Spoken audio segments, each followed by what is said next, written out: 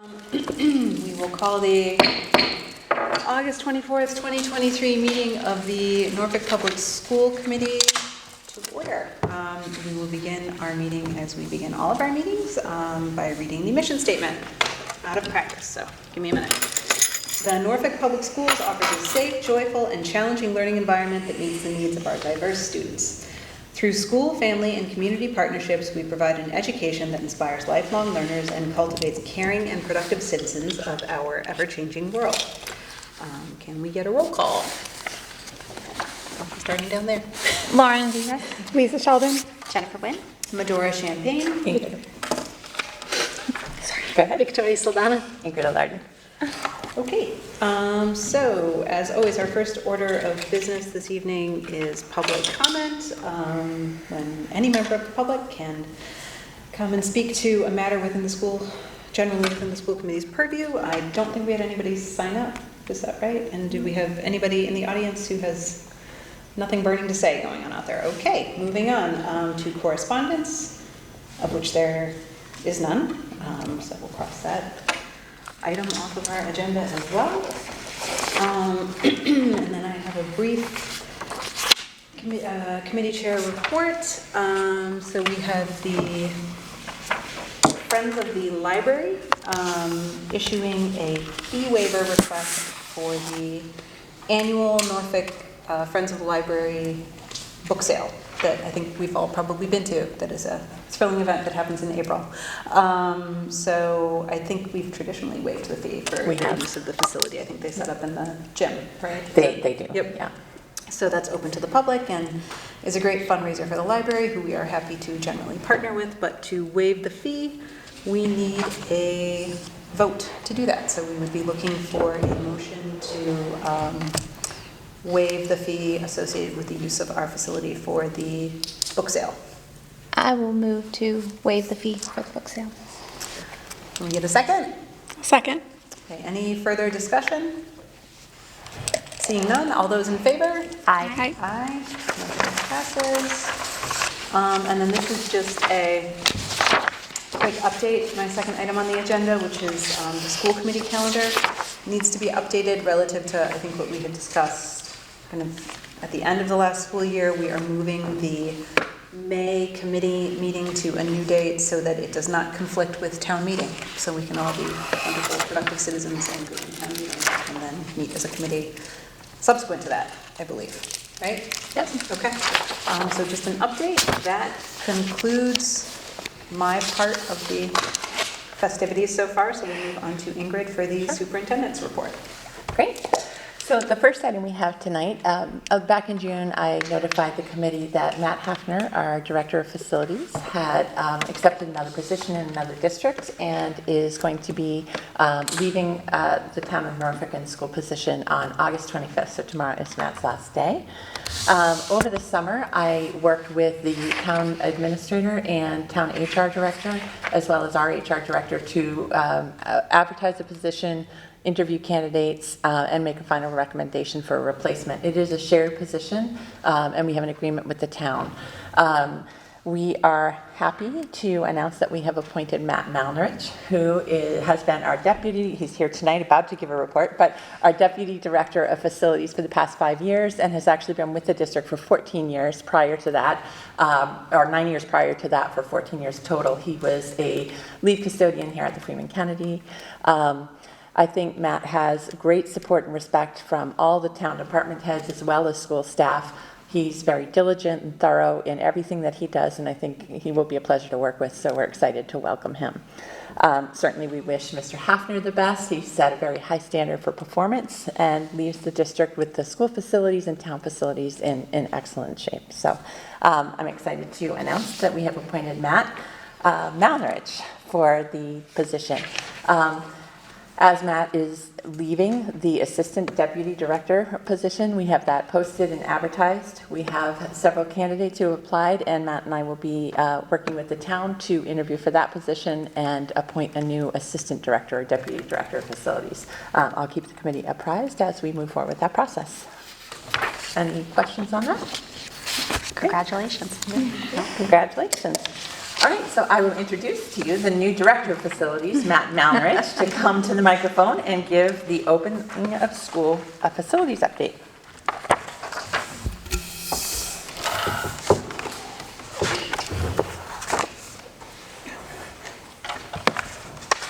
So we'll start off with the HR day first.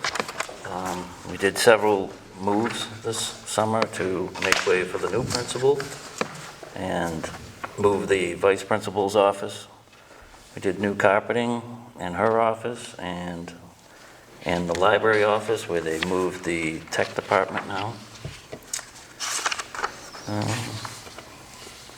We relocated several copiers and the laminator to different areas of the school. We found that the electrical loads in certain rooms weren't going to handle it anymore. And it helps the teachers to have more access at different points of the school as well.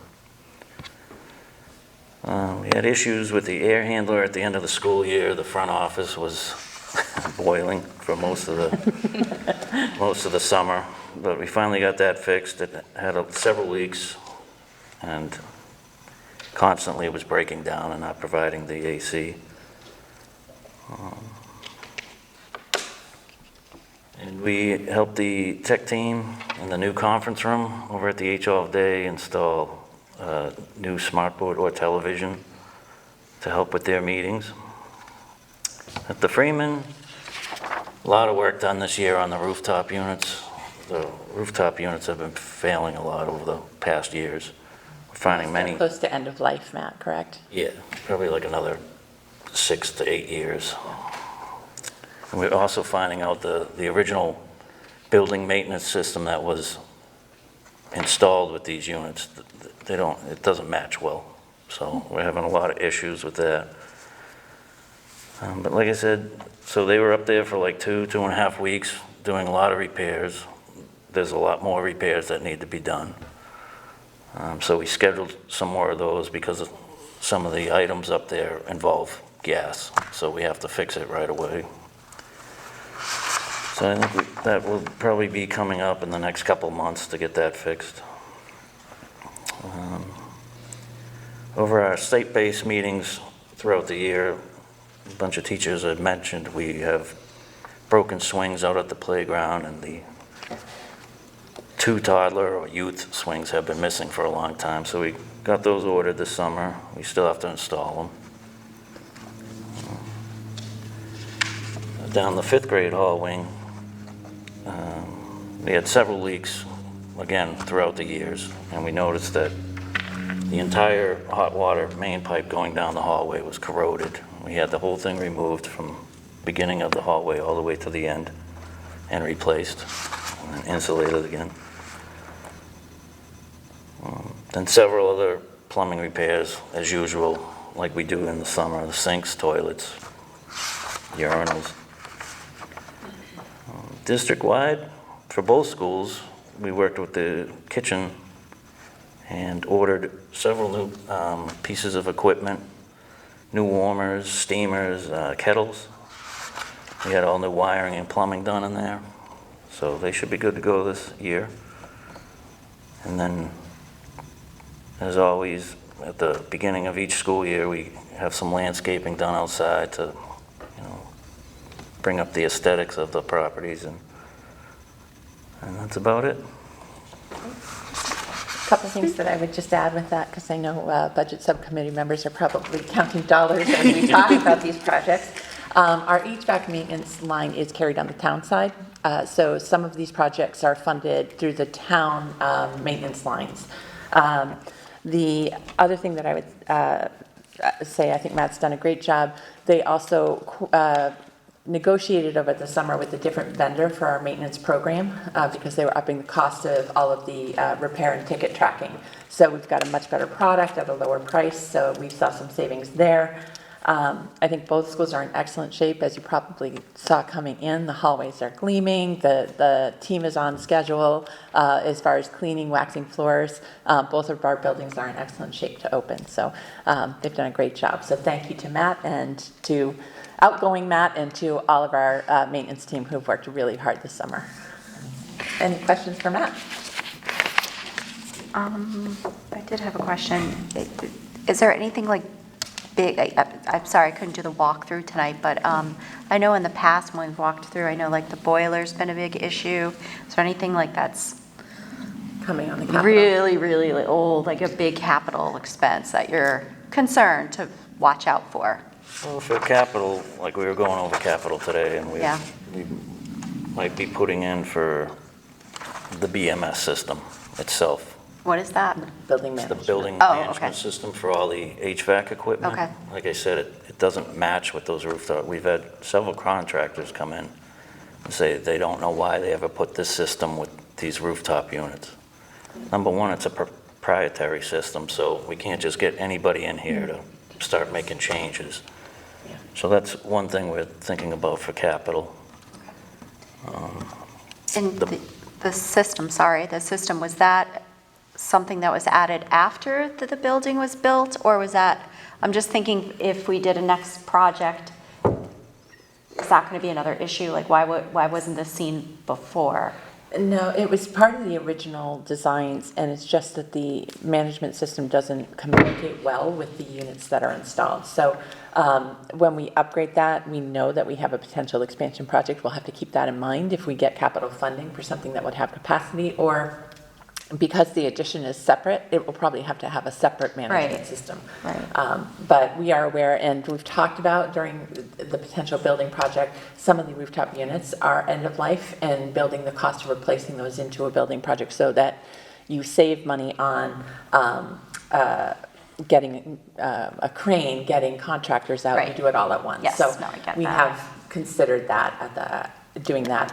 By the time we get to building construction, this equipment's 5 to 8 years. Right. It'll be at end of life by Right. that point. So And we're we'll make looking at sure that. it matches up because we'll have our own people looking at it, right?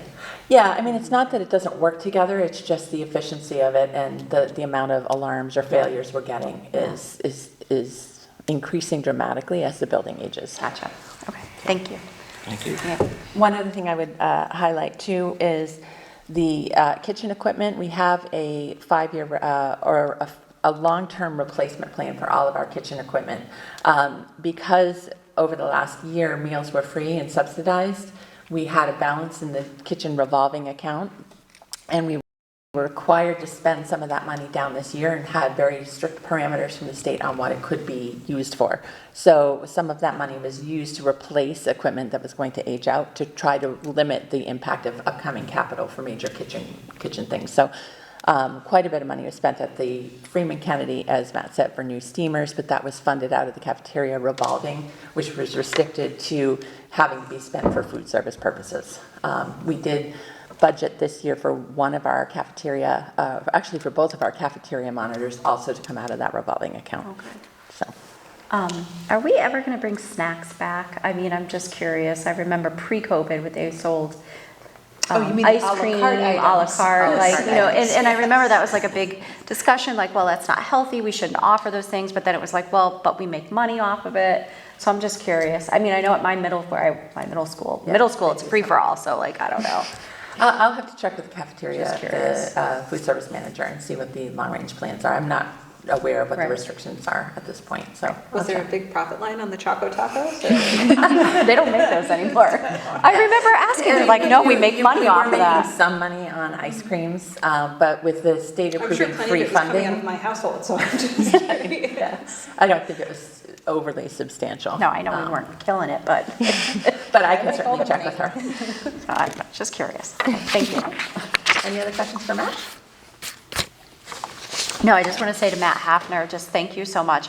Working with you the past 6 years, he has saved this district a lot of money and has done a lot of in-house, that's how I know you, like, you know, just building stuff for the special education department and, you know, the sensory needs of the students. And I just want to acknowledge, like, he has saved, I know, Norfolk schools a ton of money by doing things in-house. So you had a great mentor. Big Thank you. shoes to fill. That's great. Thanks so much, Matt. Thank you. Have a good night. Thank you. Next, we have the opening of school report. So as I said earlier, our buildings and facilities are in great shape for opening. It was a very busy summer across the district. We had a lot of our students participating in our specialized programs over the summer. Most of those were housed at the H. Olive Day School. We also had students at the both sites for Department of Recreation programs. District administrators, our new principal for the H. Olive Day began on July 1st and has been in over the summer. And both of our administrators have been actively interviewing for positions and filling open vacancies, as well as Dr. Tupper. At this point, all of our classroom teaching positions and specialized positions, special education, art, music, physical fitness, wellness, have all been filled. We do have a few remaining open vacancies that we are still recruiting for. We have 3 paraprofessional positions for the Freeman Kennedy.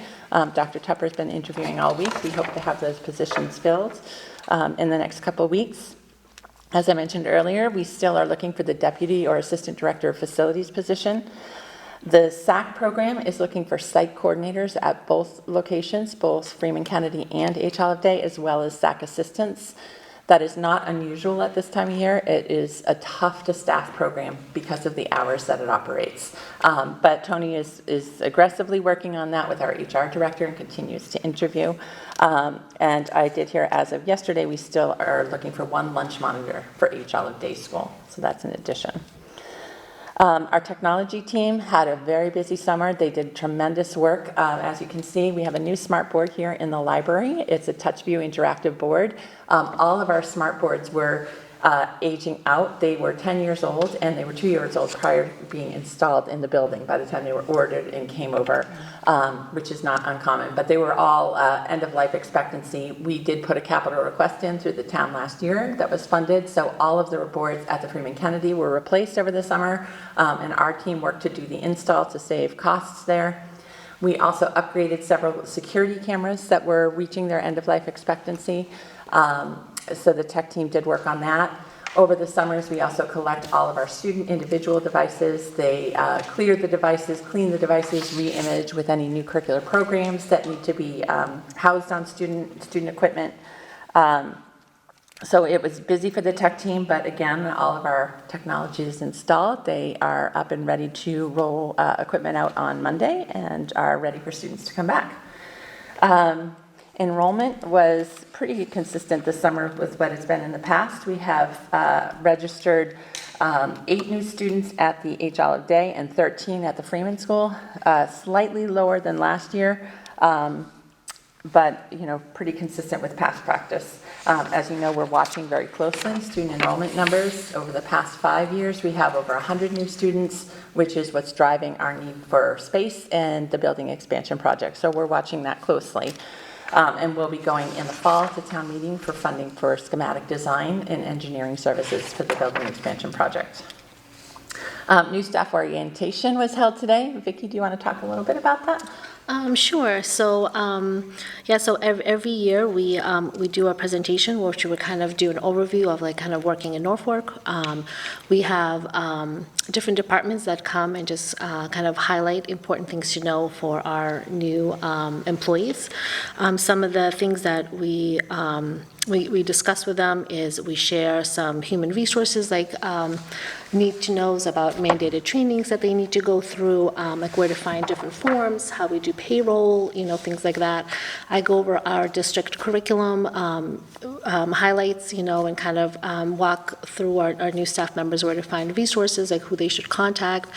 And our technology team goes over kind of what we use in terms of different softwares. They also are there to help support our new staff members with their new logging into their new laptops and kind of setting up their Google Suites and things like that.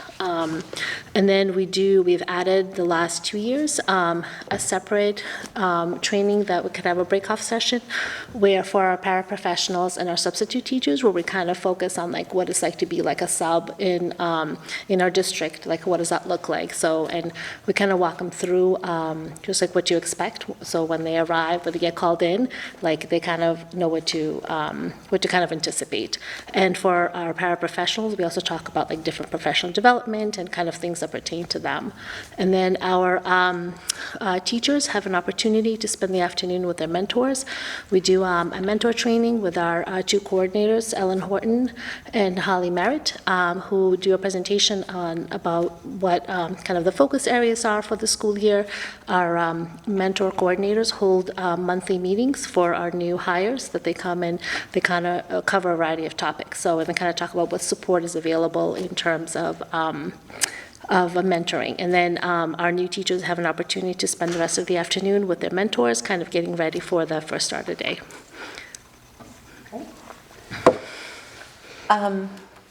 Our opening day for all staff will be Monday, the 28th. We start together at the Freeman Kennedy with opening comments and introducing the new staff to all of our members.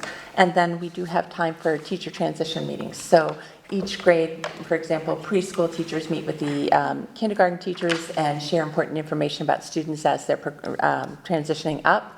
First grade will meet with second grade. It's an important way to share information about IEP accommodations, special programming needs, any kind of history or important information that needs to be passed on. So we have transition meetings, and then in the afternoon, all staff members have the opportunity and time to work on setting up their classroom and getting ready to welcome students.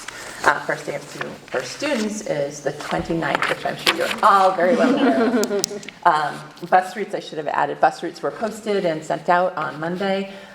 We did have Holmes added an additional bus because we had some buses that had higher numbers of students on them, but they've agreed to do that at no charge for the year.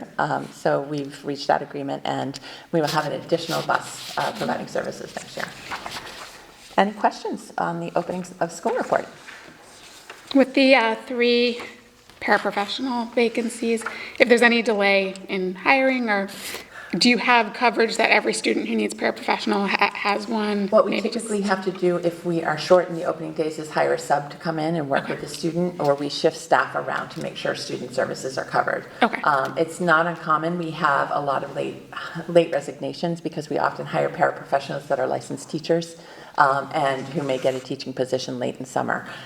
We also have new students moving to the district that weren't anticipated that have staffing requirements that we weren't aware of. So again, Anna's working very aggressively. I think we're in good shape. This is not an uncommon starting place. And I know there's really, most districts right now are really struggling to fill those positions. But we do bring in subs. We had quite a few new subs that are training today, or we shift positions and work that out so that we provide the service we need to. Okay, great. Ingrid, has there been attrition in the student body as well? I know we talked about new students coming in. Have we lost any? We lost a couple. So I believe it was 2 students from the H. Olive Day that have transferred, and I think there's 5 from Freeman that have transferred. But a net gain. A net gain. All right. Yeah. Okay. And out of curiosity, I don't know if it was actually in the update, but I know we had the change in the start time. Yes. Just curious what the feedback was. I had one call from a parent just asking for clarification, a little concerned about the length of the day for their child, but other than that, I haven't heard any. I don't know if other people have heard, but I haven't heard anything else. I was curious because it happened over this, when we weren't meeting, so I didn't. Yeah. No, we didn't hear a lot of. It's 10 minutes, right? It's 10 minutes, Right, and it's on the that's early part, negotiated. so Yeah, it's starting on the earlier. But we're ending the same, yeah. Yep. I think much needed extra Extra time. Yeah, So- it makes us much more aligned with other Yes, school districts in the definitely. region. More And aligned. scheduling was a lot more pleasant. Yeah, it's definitely more equitable compared to Easier. our yes, to neighboring do all the towns. scheduling. Great. The next item we have tonight is the appointment of a new business consultant. So under the state regulations, the school committee is responsible for appointing certain positions in the district. That's the special education director, the superintendent, and the school business manager, and school nurses. As you know, Barry Neckdow, who has been our business consultant for the last 2 years, has decided that he's really going to retire this time and enjoy some time with his family. So he has been great about staying on through the summer while we advertised and recruited for a new candidate, and is staying on to help support that transition. Over the past few months, our office team, so HR director and a business assistant, Roxanne and Barbara Boone, Barry and myself have advertised, screened candidates, interviewed candidates, and we are thrilled. We actually had a really strong candidate pool, which I was surprised by, but we had some very highly qualified candidates, and we're thrilled to bring forward a recommendation tonight that we appoint Miriam Goodman. Miriam is here with us, and I will introduce her. She's one of our big fans tonight in the audience. So Miriam recently retired from her position as the business director from Franklin Public Schools. Comes very highly recommended from anyone who has worked with her over the course of her career. She has experience with building projects, budget development, managing state and federal grants, end-of-year reporting. Nothing that we have as part of this role is unfamiliar to Miriam. So she brings great skill and a great working style. So we're looking forward to having her come forward. I am recommending that the school committee appoint Miriam. The compensation in her letter of agreement is attached to your packet. It is pretty much identical with the agreement that we had with Mr. Necknow. It's a monthly salary of $33.98, as well as an additional stipend for attending evening meetings of $200. So I would like to introduce Miriam. And Miriam, if you want to come up and join us. If the school committee has any questions for Miriam that you'd like to ask, and then we can move forward with the vote. I recognize, I'm like, how do I know that name? And I'm like, and Franklin. No, Jen's a teacher in Franklin. Yeah, so recognize all good stuff, so I'm okay. Great. I have a quick question. I think Ingrid touched on you having some experience with school building projects. Is that? Yeah, so we recently built a new high school, well, I guess recently I shouldn't say, but in 2014, Franklin High School. So as part of that, our facilities director oversaw the majority of it in the building committee, but mostly on the peripheral end and on the FF&E, the furniture, fixtures, and equipment. So I've been part of that project. I've also been part of the closure of a school, and most recently a redistricting initiative that Franklin was looking at and didn't end up redistricting, but probably still on their plate at some point in time. And Miriam, who was the architects that you worked with on the Franklin? AI3. Was it an MSBA project or was it paid? Okay, so It was an MSBA project. It was a model school. It was the Whitman-Hanson model, if you're familiar with that. So it was reimbursed by MSBA. Okay. Cool.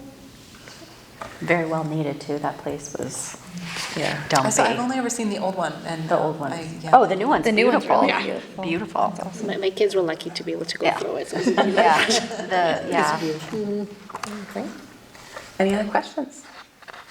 Okay, so we need a recommendation to appoint Miriam Goodman as the new business consultant for the Norfolk Public Schools. I'll make a motion to appoint Miriam Goodman as the new district business consultant for the Norfolk Public Schools. I'll second that. Okay. Any further discussion? Any last minute questions? All those in favor? Aye. Aye. Excellent. Thank you so much, Miriam. Thank you. Next on our agenda is the family handbook. So annually, the school committee has to review and approve the family handbook. There are many required components that we have to include in our handbook annually. There are not a tremendous number of changes from last year, although we have reformatted and Adrian spent a ton of time this summer trying to clean it up and clean up fonts and make it easier for parents to find information. The key changes are we updated the contact information, so we have a new principal, some new people in different positions, new director of food services, new director of facilities who you just met. So all of the contact information has been updated. School committee contact information has been updated. There are a few additions. We are headed into a compliance review in September. We were scheduled for it in April and it was pushed back. Part of the compliance review, it is for federal and state grants and regulations. There's certain things that really need to be in our handbook that we have added. So a policy on educational services for students in foster care, for military families, for homeless students. Those were added after it went into your packet, so I just wanted to highlight that those policies were added for the compliance review. Two other pieces of information that were added are we need to publish in our handbook what we consider directory information. So directory information is generally students' names, their grade level, phone number, address. So that is listed in the handbook. It is subject to disclosure. We are required annually to provide lists of entering kindergarten students' names to the charter school, the local charter school. Parents have the right to opt out of having directory information shared. That's posted in the handbook and how you go about that process. So we have to have that in here. And then, I'm sorry, Ingrid, the Friends directory, right? no, what is directory information that's generally available? If you, Adrian, you know what page it's on? Maybe I'm not understanding, but are you saying that children's information is in a public handbook? No, it's not in the public, just a statement of what is considered directory versus what is part of a student record or confidential. Okay, all right. So an outside news agency, well, we wouldn't disclose to a news, but another public school, like the charter schools, can ask us for a roster of all students that are eligible to enter kindergarten. We have to provide that information. Okay. So they can send it's those just families how to- information about other public school options. Okay, so you're not publicizing? I No, was like, it's just what would be available that we Okay. may be required to disclose without Okay. formal notice. Okay. And parents information can- about how to opt out. Yeah, and information if you don't want that information shared about how you opt out. And you're sure that it only, what's the word I'm looking for? Only people who can ask for that information legally can ask for it? Yeah, Like, they it's give what's you a list? directory. No, Like, do they give you a list of who, like, obviously, Joe Schmo down the street? no, an can't say. individual, we wouldn't give it to an What if it individual was the private Sun citizen. Chronicle? Wanted to know who, let's say something happened, they're like, oh, we're from the Sun Chronicle, we want all the kids at Freeman Kennedy For, to not, we want their, we want their contact information to interview their parents, like, can they ask for we that would get legal information? advice on that. That Okay. wouldn't be a typical request. It's typically other legitimate organizations. But anything that we would be concerned about, we would confirm with legal counsel before disclosing anything. Generally, directory information is information that people can access that's easily available. It's not confidential, private information. Does that make sense? Yeah, Yeah.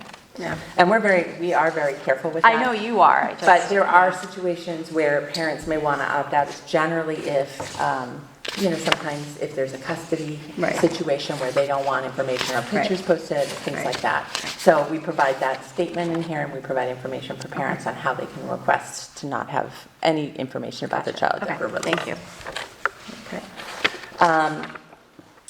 And then the only other real new addition here, we have, Vicki, do you want to talk about the DCAP and the? Sure, so Next process. we've always had the district curriculum accommodation plan, but we just kind of revised it and updated.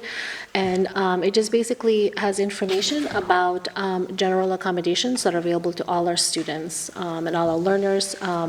There's a link through the parent handbook. Is also posted on our website, and basically talks about our multi-tier system of support process, what our Norfolk educational support team, kind of if there's student concerns about academics, like what that process looks like for in school. It talks about different accommodations that are available to all students in terms of any curriculum accommodations that they may need, like, maybe specialized seating, for better learning, like a stand-up desk, so it just kind of has a list of everything that is available to all students. And it's a really good, I think, document for information. Like, if you're kind of thinking, like, if my child is struggling, like, what resources are available, at the school, and how does the school use them to kind of help support it? Okay. And then the one other piece that we have added to the handbook too is around searches. This is a very rare occurrence, but we are providing notice to families and to students that lockers are school property and that students don't have an expectation of privacy within their locker. And if we had any concern about safety or any kind of threat, we reserve the right to check a student's backpack or bags or belongings. So we have to post that so parents are informed, should there be just cause that a backpack or a child's locker could be searched. So that's additionally in here. All of the language for all of these have been reviewed by council, so that to make sure that they are comprehensive and consistent with the regulations. Are you allowed to look at cell phones? They're not listed as something that would be part of a search. So no, we wouldn't go through a child's cell phone. If we have a concern about criminal activity or something like that, that would be referred to the police. Or if we have concerns, sometimes we have in the past had to contact a parent and say, we are concerned, this is what we're hearing, and parents might check the phone for their child, but we don't go through a student's private technology devices. Although school computers, we do monitor, and any school-based equipment. Are the students, is there a rule about who can bring a phone into school? Because We don't allow phones in the classroom. If they come to school, they stay in the locker. And we ask students not to have phones or devices out on buses because there's risk of kids taking pictures or behaving inappropriately. And violations of that are subject to discipline through our school code of conduct. They do it though at the middle school. Yeah, but if something comes up, it is listed I'm in just our code saying, of it could conduct happen in published sixth grade. that violations of the user agreement and the technology privacy rights are subject to discipline. So Page 9, I just had a question. You might have reasoning around it. I don't know. I remember at the beginning of last year, someone asked for, I think, an email of someone here. They were trying to email like Mr. Tarzik or something. I have no idea what his email address is. Would you think about maybe adding email addresses to the contact pages? I know it's just an easy way of getting in touch with people. Or I don't know why you're just keeping phones for, that might be a reason behind that, but just curious. No, I think that we could probably look at those. On our website, we have a directory that has email addresses, but if it's easier to put in here, I don't see why we couldn't add those. Okay. no, that'd be pretty easy to do. Might be helpful because that is the primary way way they- a lot of people communicate. Yeah. And then just the other question was I forget, do you send an email like at the beginning of the year saying, here's the handbook? Yep, or- and there's a signature page that comes with it for parents to acknowledge that they have read and reviewed the contents. All right, great. Yeah. And then it's posted, it's always available on our website, so we post it so people can access it on the website as well. Okay. Any other questions? And if not, we need a motion to approve the family handbook, and then we can post it and get it out to families. I'll make a motion to approve the 2023-2024 Norfolk Public Schools Family Handbook. I'll as second. Proposed. Any further comment or discussion? All those in favor? Aye.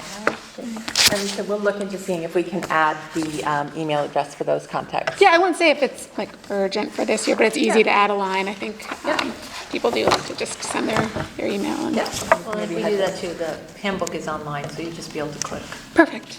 Click the email. Yeah. Yeah, okay, great, excellent. All right, next item for today is the strategic plan. So back in, I believe it was June, or it might have been May, no, it was June. I brought to the school committee the recommended 5 new strategic plan goals.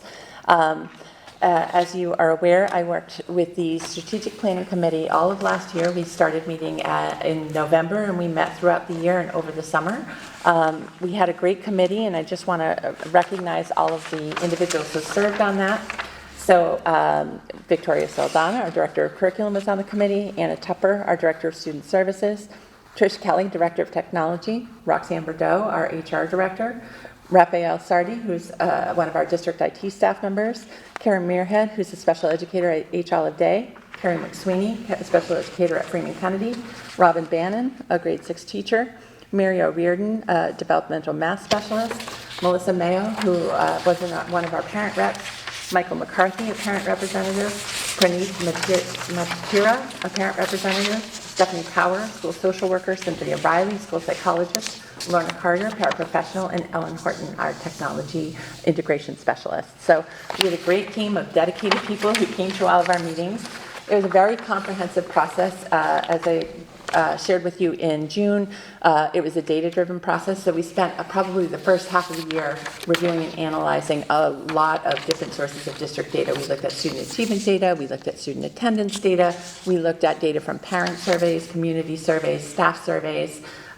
We looked at budget history data, we looked at MCAS and district benchmark data, and we analyzed all of the data and developed a SWOT analysis. So look at what do we see as clear strengths for the district, what are areas that we need to work on or have opportunity for growth, what are opportunities that we have coming, and what are threats or things that are probably beyond the control that we have to think about and plan for. So we did the SWOT analysis, and then from that we looked for patterns and developed the 5 goals that you approved in June. From there, the committee went back and we developed proposed action steps under each of the goals that we felt were critical steps that we need to take in order to meet the goal by the end of the 23-27 strategic plan. Those action steps, we then took each action step and looked at effort impact. So we rated them, when we're talking about effort, how many people were involved in implementing that initiative, how much effort was it, how much, and then we looked at what is the impact on student learning. Then we used that effort impact matrix to pace the initiatives over 3 years so that they would be sustainable and that we would have the capacity to see them through. So what we have tonight is just the overview of the plan that maps out the recommended strategic initiatives over 3 phases of the plan. We didn't do it by year, we did it by phase, because some action items could take 18 months, some might take 6 months. So we might be in phase 1 on some initiatives and starting phase 2 in others, but that's the nature of some of these items. Some things take longer to complete than others. So we phased the initiatives. Do you have a copy of that action map? Mm-hmm. What I didn't include in your packet, but just so that you have a preview of where it's going, I'm going to go through the recommended action steps, seek a vote from the committee to approve the overview. The next step is for each action step, we will be developing an action map, which means exactly what needs to happen in order. What are the steps to make that action strategic objective happen? Who's involved? What's the timeline? How will it be assessed? And what will be the outcome or product? This will be what I report to the school committee on, probably biannually, so you can track how we're doing in meeting each of our goals. So we have 5 goals. One is around to provide an engaging, differentiated curriculum that inspires students' level of learning, promotes high levels of growth and achievement, encourages exploration, and supports students in developing a broader worldview. So we have a curriculum goal. We have one that's around professional development and learning. We want to make sure for each objective that we're providing appropriate training and support to staff to be able to implement the objective successfully. We have a goal around cultivating a diverse, equitable, inclusive, and safe environment for all of our students, staff, and families with a strong sense of belonging and advancing civic and social responsibility. We have a goal around fostering strong relationships with the town, schools, and community, and as well as businesses that promote productive partnerships and strong family engagement. And then the last goal is really around developing a growth and funding plan to meet the growing enrollment in town and address critical space shortages and needs. So those are the 5 goal categories. In phase 1, we are recommending under the curriculum goal that we complete the comprehensive review of our ELA curriculum program. The data did indicate that we are seeing some areas of strength, but particularly student writing has been falling behind some of our local communities. We want to see that strengthen.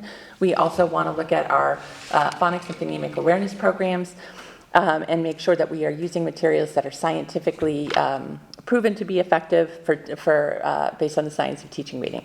So we are recommending we complete that review so that we have recommendations and can move forward with an implementation of new curriculum next year. We are looking to update instruments and implement a clear process for assessing new curriculum materials for bias at both the school and classroom level.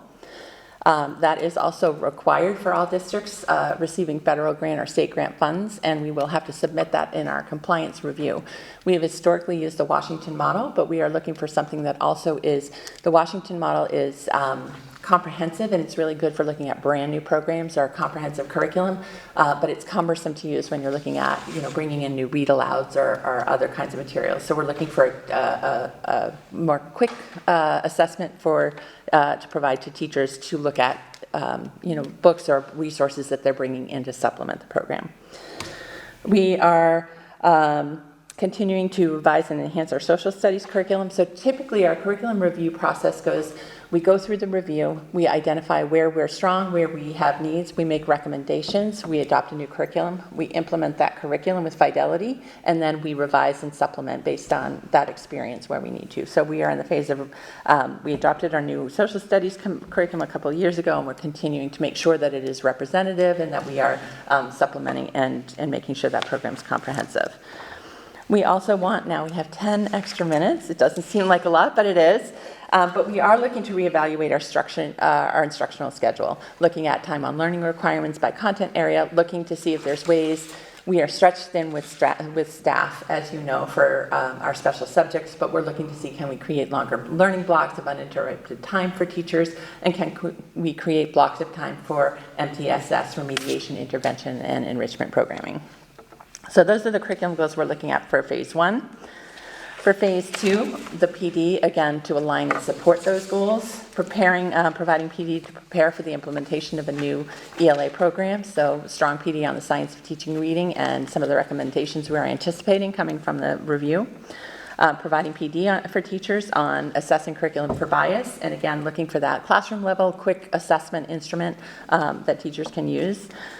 Providing training for implementation of school climate and positive approach to discipline. We are going to be looking at, in phase 2, potentially district-wide program for supporting positive behavior. Freeman's going to be piloting some new things this year, but we want to look at the research and the science of best practice in that area. So we'll be providing some PD to prepare for that review.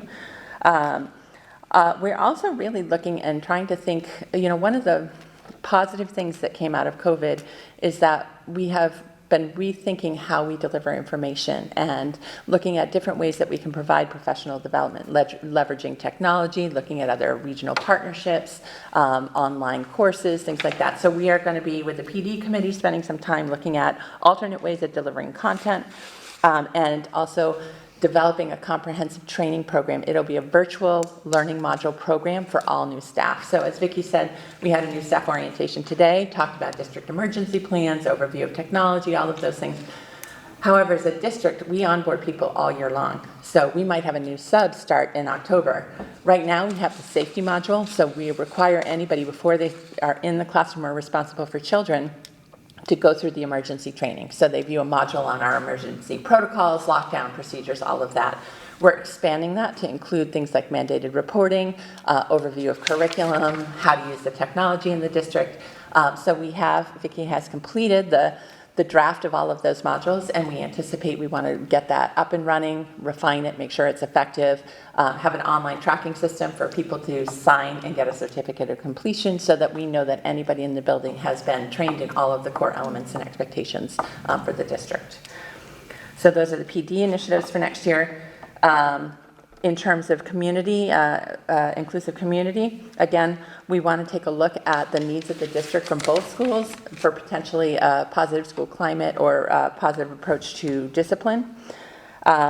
We are reviewing and update all school emergency plans. The Massachusetts had a state task force last year of police chiefs from across the Commonwealth who looked at best practices in keeping schools secure and safe for children. And they look at the information from the federal government, and they also look at debrief and incident reports from events that happen and what we've learned from those.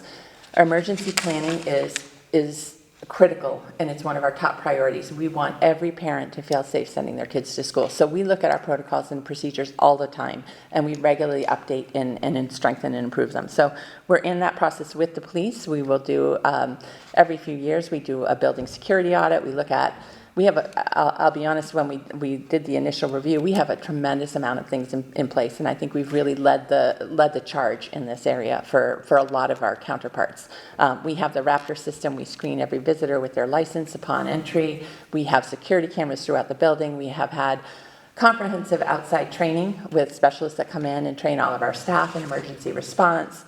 We have a good program with the police. We have a tremendous amount in place, but we do want to look at the recommendations from this report and see if there are areas that we can grow.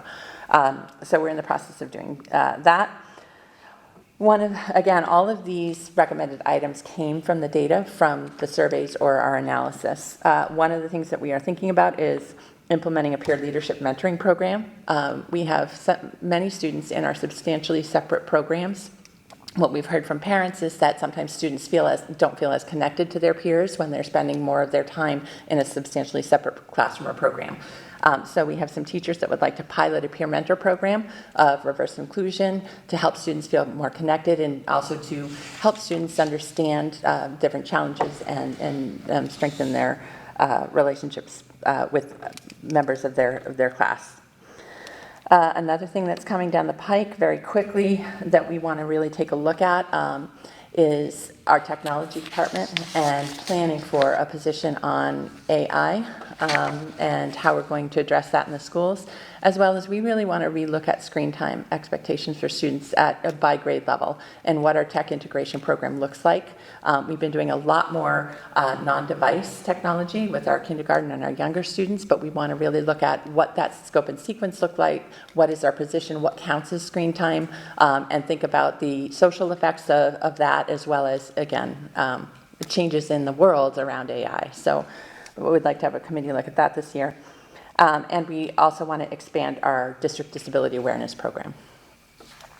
Under partnerships with the town departments, we really want to look at and develop a comprehensive family engagement plan. We have a lot of ways parents are involved in the schools, but we hear regularly from parents that sometimes for parents that are working, it's hard to get in during the day. They want to volunteer, but what other opportunities are there to be involved in the school if you can't be present in the library or recess? So we really want to look at that, and we want to hear from parents and develop a more comprehensive plan.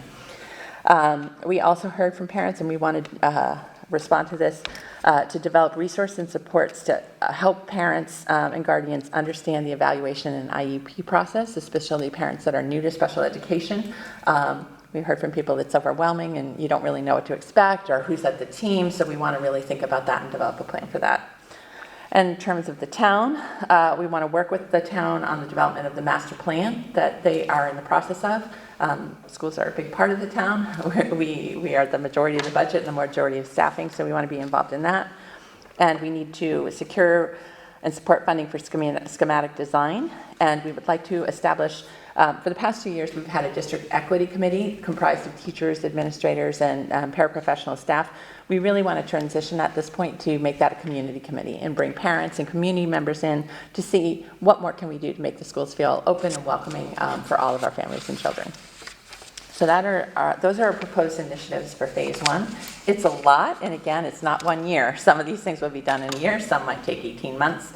But in terms of effort impact, we balanced it out the high impact items on teachers so that they would be achievable. The ELA review and the behavior implementation of a new behavior program are high effort items. Do you have any questions about phase one, or do you want me to go quick? I can quickly go through phase two and phase three. How would you like me to proceed? Why don't we do everything? Okay. And then maybe All some right. questions will be answered. Yep. In phase two and phase three. Perfect. In phase two, under the curriculum goals, we will be implementing the recommendations of the ELA committee based on the programmatic review. And we will be shifting into a comprehensive review of our math curriculum. Our math curriculum will be aging out after 2 years, and the resource we currently use is not being republished. So we will be going with a new math curriculum, but we want to make sure, again, based on our achievement data, that we're choosing something that's going to really move our district forward. It will be time for us to relook at our social emotional learning program. We did that about 6 years ago. That's the that's Open Circle and Second Step up here. It's the anti-bullying program and all of those curriculums around digital citizenship, resiliency, conflict resolution. So we'll want to relook at those programs to see what new has come out and whether ours are still meeting our needs. And then we also want to develop our life skills program, and that is for students that are aging up from H. Olive Day who participate in a program that has an alternate curriculum, and we want to make sure that their needs are being effectively met. The PD aligns with those curriculum initiatives, so PD to support the implementation of a new ELA program, PD to prepare and really look at best practices in math instruction to prepare for that review, provide training and support for teachers in meeting behavioral health needs of students. Again, at this point, we'll have reviewed and revised all of our emergency plans, so we want to do new district-wide practice of emergency response. We want to roll out the expanded district PD plan, leveraging some of those alternate ways of sharing information. And one of the things that it comes to your question earlier, Lisa, we struggle with, as every district does, recruiting and hiring and retaining paraprofessional staff. So we really want to develop a comprehensive training program for staff that includes resources such as how do you move forward from a paraprofessional to an educator, what are the paths to licensure, what are the paths to advancement and different roles that we have in the district. So we really want to make that more robust. In terms of school climate, if we decide based on our review of the behavioral programs that we want to implement a school-wide positive behavior approach, like a PBIS kind of program or responsive classroom, something like that, then we would be implementing in phase 2. We really also want to look at expanding opportunities for student leadership, especially for our upper grade students. Several years ago, we had a student council that came and presented to you. You probably remember the video of water bottles and how many water bottles and what it was doing to the oceans. I think it's really important for student voice and for students to practice advocating for issues. Based on their results, we ended up putting in water bottle filling stations, and they did a fundraiser to get reusable water bottles for all the students. And I think that's a really powerful learning lesson. So we want to look for opportunities for student leadership. We also have heard a lot from parents, and we've had a lot of discussion about how do we bring in more opportunities for students to engage in team building and social experiences through school. Not all of our children participate in sports during the COVID pandemic. They didn't have the same kinds of social experiences that they've had before. We've heard from parents how much kids love field day and a chance to meet students outside of their classroom. So we've talked about, are there other ways we could bring those social experiences back into the classroom, into the grade level, so students have more experience interacting with peers beyond their classroom.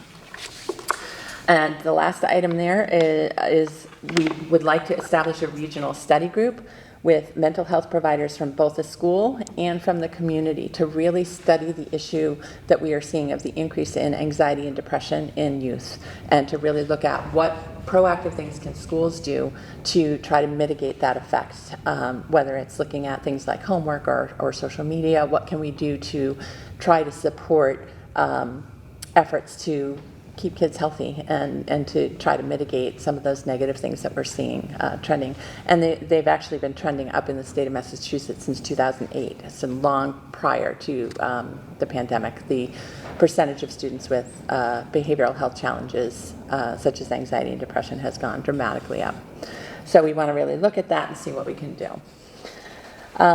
In terms of the community partnerships, we want to really explore partnerships with community groups and local businesses that could potentially support and enrich the curriculum, like the Norfolk Cultural Council, the Historical Society, and the Public Library. We are a small community. We have limited budget resources, but we have great talent around us, and we want to see what we can do to leverage that. We've heard a lot from parents, too. We want to think about opportunities for students to develop some real-world skills, and probably through our enrichment programs to start after school, before school, AIM programs, things like financial literacy, robotics, other kinds of specialized programs. We would like to work, again, we've been working for a long time on building strong partnership with KP. There's a significant change this year in leadership over there.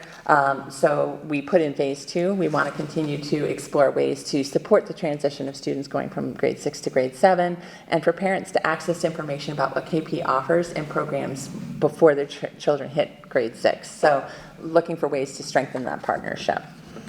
And in phase 2, we'd be implementing the recommendations from phase 1 of a family engagement plan.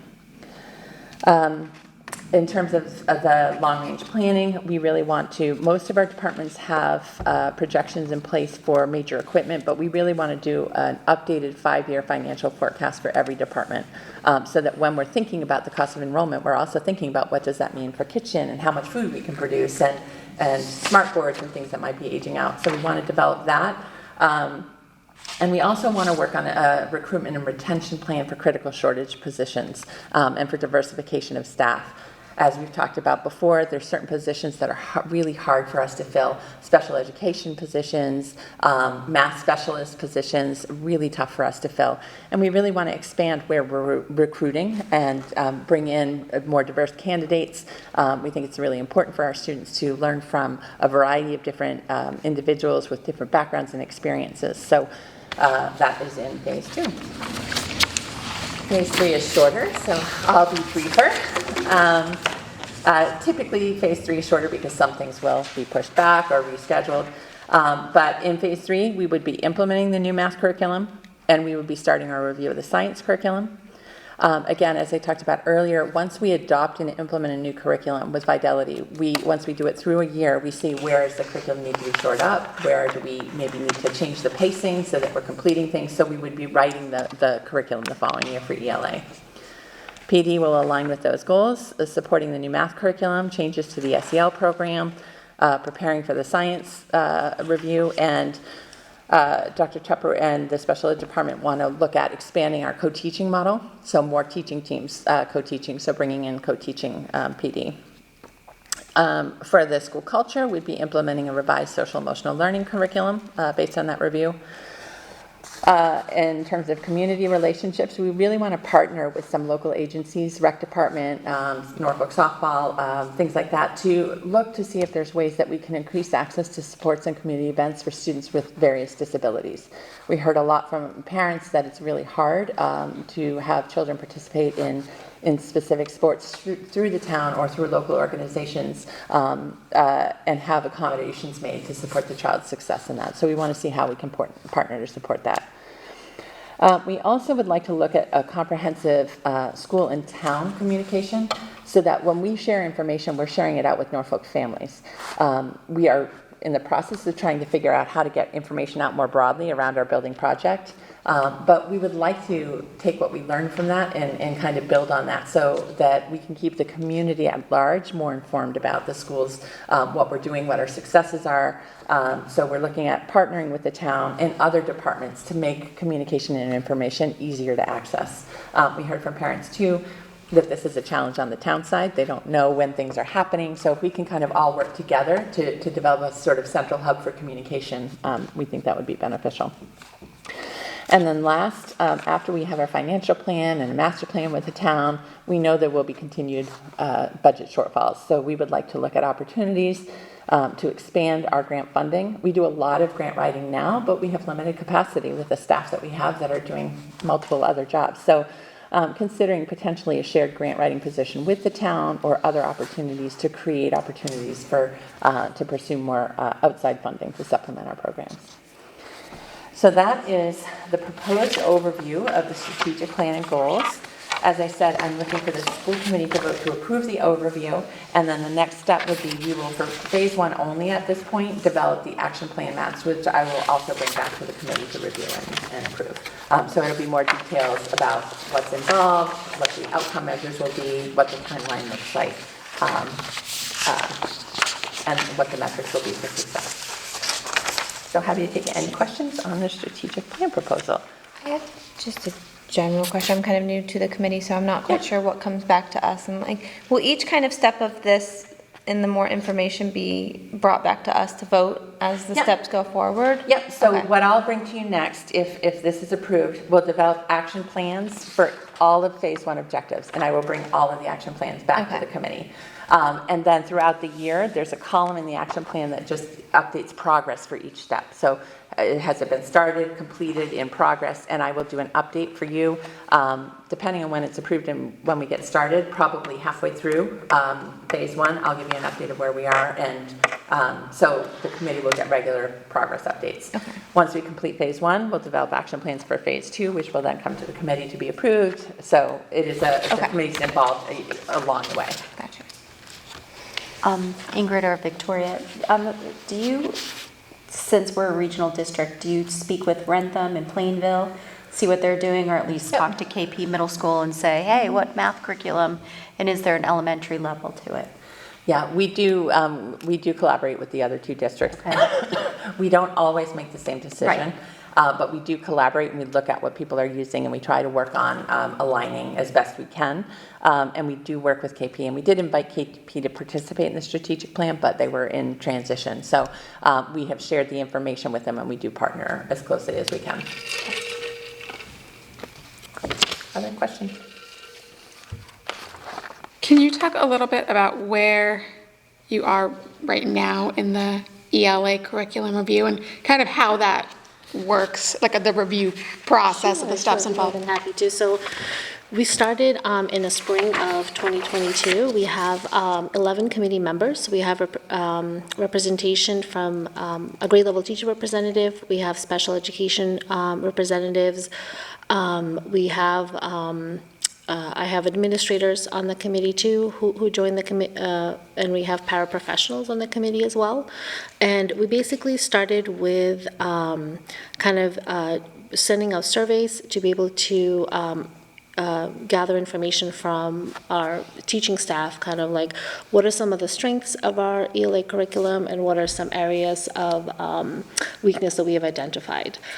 We also have done some professional development around, just for the committee, around like the science of reading, like what are the new kind of philosophies and approaches that have been, and kind of use that information to also assess like where our program meets those needs and where it doesn't. We also did an extensive dive into our data. So we pulled our MCAS data over the past 5 years. We pulled our district data, like our benchmark assessment system. We have implemented a screener last year, so we've used that data, K through 6. It's a reading screener, just to kind of, again, just to look at what does the data show in terms of how our students are responding to the curriculum.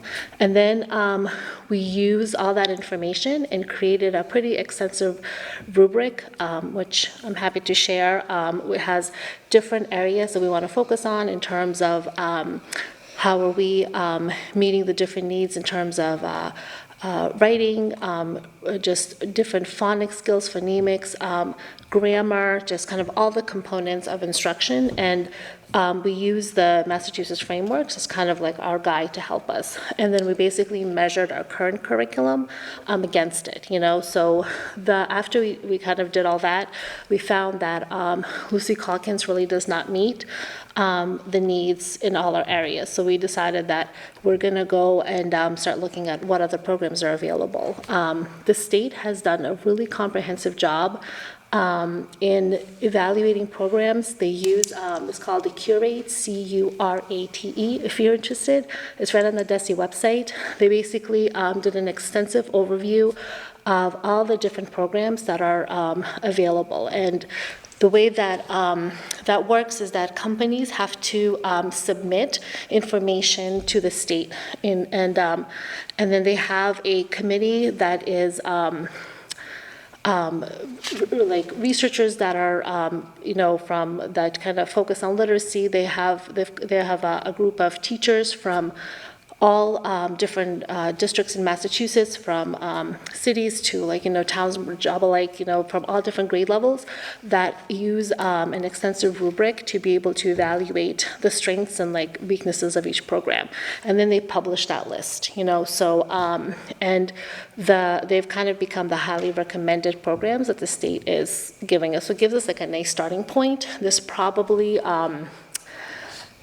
I want to say maybe 15 different programs that have been approved, and they're constantly updating as the publishers are submitting that information. So they do a very comprehensive kind of look at it. And if you click on each one, they kind of break it down on teacher use, student engagement, so they have different ratings for different areas. So we kind of used our own rubric and what the state has created to narrow down to 4 potential programs that we wanted to kind of take a look at. So in the spring, the committee decided that, and we were really looking for alignment as best we can, K through 6. And again, with the understanding that we use our programs as a resource. Our teachers, teach students, but we do want to find something that's comprehensive, you know what I mean, and kind of what will allow us to align vertically and horizontally and make sure that our students are really leaving each grade level with the skills to make them successful in the next grade, in the next grade level. So, so we met with 4 representatives, and they kind of did a overview of what the program components are. We received samples, and they've been very generous, I have to say. So we got like full like grade level kits that have like everything in it. So we started unpacking them to kind of take a closer look at what the resources look like. Sometimes we know like a sales pitch is a sales pitch, you know what I mean? So we really need to get it in front of the hands of the teachers and our literacy specialists who are also in the committee, just to take a closer look. And in the fall, we're going to regroup, and our hope is to narrow it down to 2 top choices. And we're really looking for, we understand there's going to be nothing out there that's going to 100% meet our needs, but we're looking for something that will meet most of our needs and that will require the least amount of supplementation. And then we wanted to bring those 2 recommendations to the rest of our staff so they have an opportunity to try out the lessons, to kind of get their hands on the different resources, and really use kind of like the majority of the fall kind of unpacking. And then we're going to take feedback from our educational staff about what their impressions were. I also want to arrange some school visits, because the programs that we're looking at, there's a couple of districts that have adopted them. So like, the best, I think, evaluations when you get a chance to talk to a teacher who's using the program and how it's going. So I'm going to try to take a small group of teachers to be able to go and do some site visits so they can see. And then hopefully we'll have a program that we have a consensus on that meets like our needs the best. So we can bring that recommendation to you, hopefully by January-esque, like is the targeted goal. And then if we get approval and funding, then I've allocated a PD day, Dr. Lardy and I, to start doing some PD training for teachers. Makes sense. Just to build on what Vicki said, typically all of our program reviews, again, are data-driven. So we look at best practice, new research, what's out there. We look at the recommendations and guidelines from DESE. We look at our own student achievement data. We often will look at high-performing or high-growth districts, what people are using. We'll narrow it to programs. We have vendor visits. We do some piloting, and then we bring a recommendation. By policy, the school committee has to vote to approve a new curriculum. So they'll do a full presentation, they'll share the resources and discuss why they're recommending a particular program, probably in January. Okay. And our teachers are getting, we're doing professional development in the science of reading this year too. We're doing a little bit of a shift in how we're approaching it. We do the pedagogy, like best practices, PD first, so that when we do get a new program, it's more like of a technical learning curve, you know what I mean, because we already know what the best practices are, so. That's our big focus this year. I have a question about the writing. I understand you're going through the review process, but our scores are down, and I'm speaking as both my own child, who I'm supplementing myself with the writing, and I also professionally know writing is the highest level of language that you can do, and just how, let's face it, a lot of the kids don't like writing, so you're behind the curve there, and then they're behind the curve from just, COVID. And so my question is, in the meantime, while you're going through this review, will teachers have will you have some professional development? This is so there's some consistency with the kids? That's let's part try of and the use PD on these. the best practices in science science. of teaching reading and writing. So reading that is and part writing. of what it's part of the ELA Okay. preparation. Yeah. And we started bringing in some other resources last year, kind of in anticipation that this was going to be, it just naturally made sense post-pandemic, you know what I mean, that this was going to be an area that would have affected our students, So we kind of, before the review, we knew that students needed extra practice with the mechanics of writing, you know what I mean? So we brought in research-based, kind of published resources just to kind of help supplement, you know what I mean? But we're looking for something that hopefully would be more embedded, so we're not pulling so many Right, different I understand that. resources, And just in the meantime, and will they? We know we can't wait. Will We each are trying to address okay. those gaps in the interim. Will each grade level have time to meet and, try to see if the teachers at that grade level are doing the same fairly the same thing, or using the same organizers or the same language? We do have grade level team meetings and Okay. data team meetings where they look Okay. at particular Okay. curriculum areas and do some joint planning. Okay. Within any classroom, some teachers have, different styles or might share I know. different resources, I know. but we do expect consistency and common graphic organizers, common, there's certain common lessons, common assessments. Okay, thank you. Our literacy specialists too have really, last couple of years, a lot of their job has been shifting to more like of a coaching too, so they do students, Yep. direct supports, That's and then great. coaching as well. And we have provided a lot of professional development for them around like how to develop their coaching abilities, and they have really partnered with teachers to be able to support writing, and that has been their great. focus for literacy specialists. So not only do we have grade levels, we have 8 curriculum meetings that are dedicated per year, and we try to really tightly focus. So we did like math and writing were like our two, so we've seen like really great results and been trying to connect for teachers, like if there's a new process, if we have a new resource, that teachers do have that time to receive the pedagogy and then time to unpack it and plan it. Thank you. Sure. Any other questions? So we'd like to seek a vote to approve the strategic planning overview that will allow us to shift into the next stage of planning. I'll make a motion to approve the 2023 to 2027 strategic plan overview. I'll second it. Any further discussion or questions? Okay, all those in favor? Aye. And the last thing in your packet, under my report, and I'll be very quick, again, we're part of the Bico County Collaborative. It's a collaborative program that provides specialized instruction to students with disabilities that we are not able to serve within the district. This is a quarterly report from their board of directors, from their executive director, Jean Sullivan. One of the things as a board we've been concerned about was enrollment in the past, because enrollment drives the financial viability of the collaborative. Jean did a great job really working last year to bring more students in and bring enrollment back up. They're up to 198 students, which was significantly over what we projected.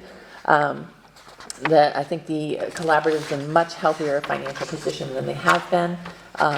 They also included information, this is just information for your reference, around changes in their business office, information about changes to personnel, some of the professional learning that they have provided, and just some general information about what's going on at the collaborative. So this is just for your information, but I think as a committee, one of the things that you generally more concerned about is the financial status of the collaborative, because it does serve our students, and by being a member we get discounted rates for students that are served, and where it was struggling last year, I think the financials are much better and the collaborative's in a healthy position.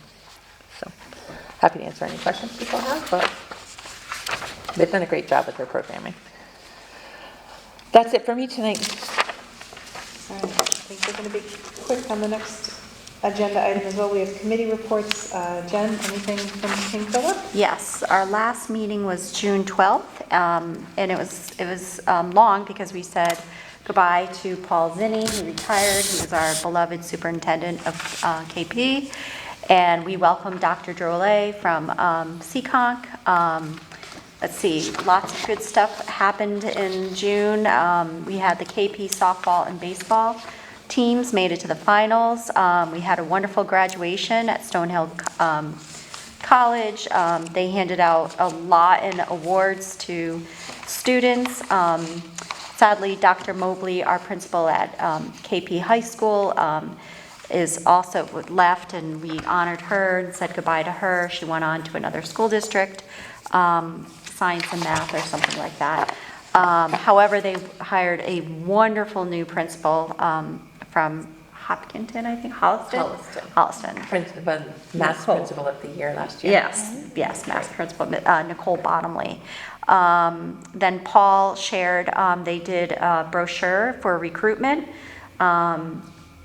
It's a video, actually, of why you should work for KP, so that was really sweet. And we had a Teacher of the Year nominee from KP High School, Miss Erin Nerlino. I can't recall exactly what she taught, but she was a nominee for Mass Teacher of the Year, and I don't know if she won. That was in June, and that's it. Okay. Okay.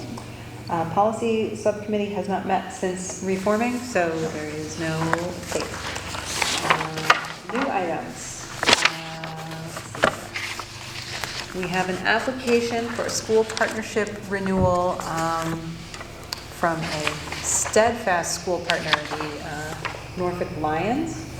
So the Norfolk Lions are a community-based organization and a charity. They are a service-oriented organization that raises money and donates to local charities. It says here in 2022, the organization donated a total of $106,004 to charities. So they touch many different aspects of the school community at both the local and regional level, including Camp Born Dare scholarships, the DARE program, the Haunted Car Crawl. They work with the Santa Foundation. They provide scholarships. They generally do wonderful things in the community. So we would be looking for a motion to renew the school partnership with the Norfolk Lions. I'll move to renew the partnership with the Lions. A second. Any further discussion? All those in favor? Aye. Aye, and thank you very much to the Lions for all that they do.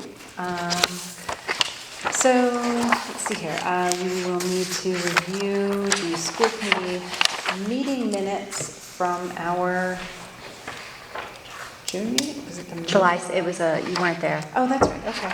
So I can't, Yes, so it'll be I'll me. leave that to you.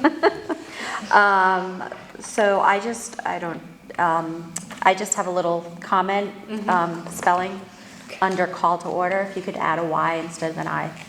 Okay. Not that it's a big deal. I don't know if it's a big deal, but I know it's a public record. So that's why I don't care. We'll fix it. Thank you. So can we still vote to approve it? Okay, so I am looking for a motion to approve the minutes from the Thursday, July 6, 2023 virtual school committee meeting regarding the extended day. We don't have a quorum that was present to approve. You these. can, We can do it anyway? Okay. We've done that before. I should know. Can we even make a motion if we weren't here? Or- And I think it No, has to you be can't. me, so I'll move to approve the minutes from the July meeting. I second. Any further discussion? All those in favor? Aye. Aye. Seems accurate. Now we go on to Okay. Now we are looking at our next scheduled school committee meeting, which is currently on for September 12th. Yeah, I was going to see, I would like to see if we could move that meeting to the 19th. I don't know if that date would work for everyone. I also left my phone in the car, so I don't have my schedule. What? I'm sure. The 19th is The a following Tuesday. I know, it's just, I'm sure it's fine. I I don't know. cannot do the following Tuesday. Okay. I'll be in Texas. Okay. I could do the following Wednesday.